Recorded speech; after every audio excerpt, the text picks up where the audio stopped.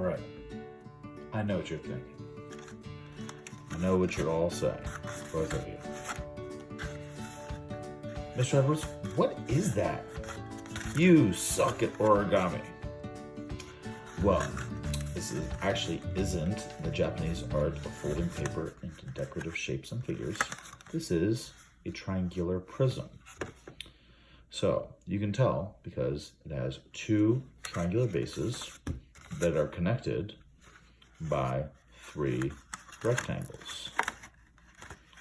So it'll have 5 faces. What are we going to do with that info? Well, we're going to find the surface area. So when we did rectangular prisms last week, we had 2 rectangular bases connected with 4 rectangular faces. So while the rectangle has 2 sets of equal length sides, the triangle can have matching equal length sides, but it doesn't have to. So this one right here, this is an isosceles triangle, meaning 2 of the sides have equal lengths. Bing and bing, right? More on that in a bit. Our job is going to be to find the area of all the sides, add them up. This will give us our surface area. So we're going to add all our sides, you know, I got B and I got B and I got a C and a C and an A. We're going to add all those up, and then if we figure that out nicely, we'll look to see if there's any shortcuts we can do. So with this rectangle, I taped it up for us so we can take it apart. Let's see, boom, boom, boom, boom. Okay, so this is what we call a net. The net is what happens when we take a 3D shape and then we kind of like unfold all the sides. So if we turn it over, we can see all the different shapes that we have, right? We have this larger rectangle in the middle. These 2 sides B are same sized rectangles. Then I have triangle C here, triangle C here. Now, on the flip side, I took a little initiative and I measured everything. So,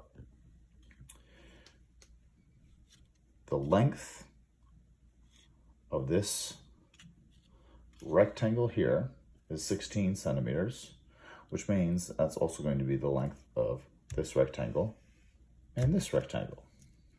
Now, when I look at the base of it, the width here is 6, 8, and 6. And then if I look over my triangle, right, because it's 8 from this side to this side, that means the base of my triangle will be 8 centimeters here and 8 centimeters here. So I'm starting to get enough data to start doing some calculations. So let's pause for a second. Let me just move this out of the way. Let's talk about what we have. So I have a length of 16 and a width of 6. And I have that again.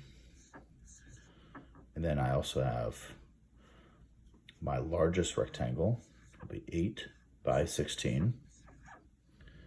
And then I have 2 triangles. And if we remember our triangle, it's going to be 1/2 base times height.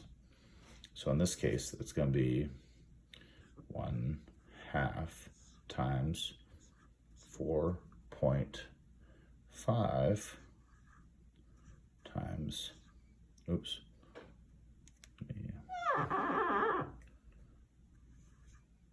times 8. All right, so now, wait, are you missing something, Mr. Edwards? I think I am.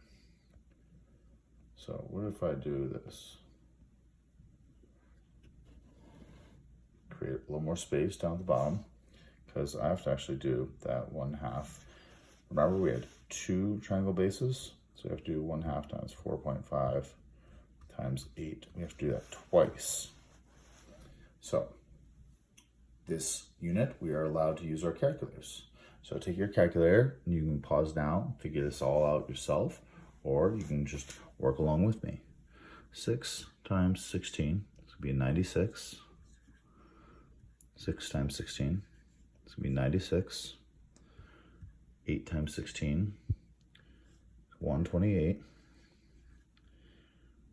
1/2, 4.5 times 8 is 18. And that also is going to be 18, right? So if I add these all up, 6 and 6 is 12, 8 is 20, 36. So I'm gonna have a 6 down at the bottom. Yeah, let me try to show you guys the magic at the bottom. I will carry my 3, 18, 21, 33, 34, 35. So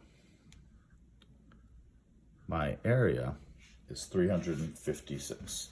But what did I not write in my calculations? I didn't write my units because these are all centimeters times centimeters. And when you do things in 2 dimensions, you end up with centimeters squared.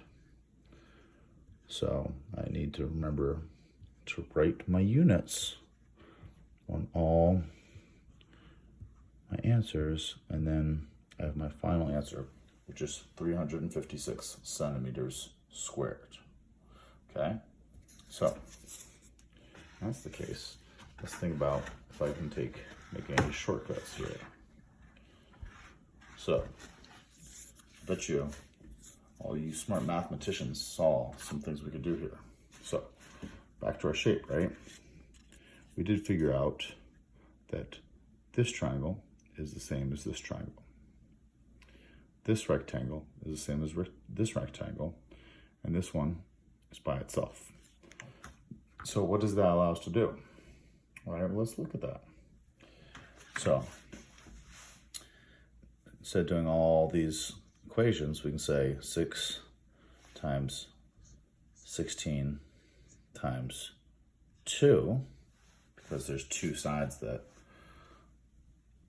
are those are the 2 rectangular faces that are the same. Then I can also go, I'm going to combine that with 8 times 16, and I don't multiply that. And here's the fun one. If I say, what happens if I do 2 times 1/2 times my base times my height, right? 4.5 times 8.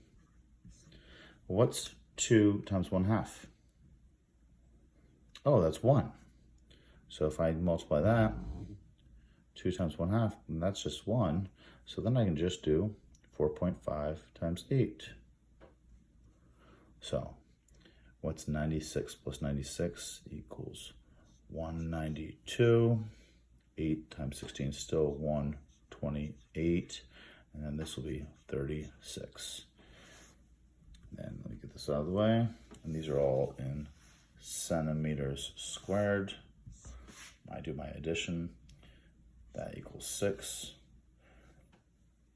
1, 31, 32, 33, 34, 35. 356. Now, we just learned 2 different ways to find the surface area of this rectangular prism. So that will be trying to tell us all the sides of this shape combine to give us 356. And don't forget your units, Mr. Edwards, centimeters squared. Thanks for watching. Good luck with this week's topic.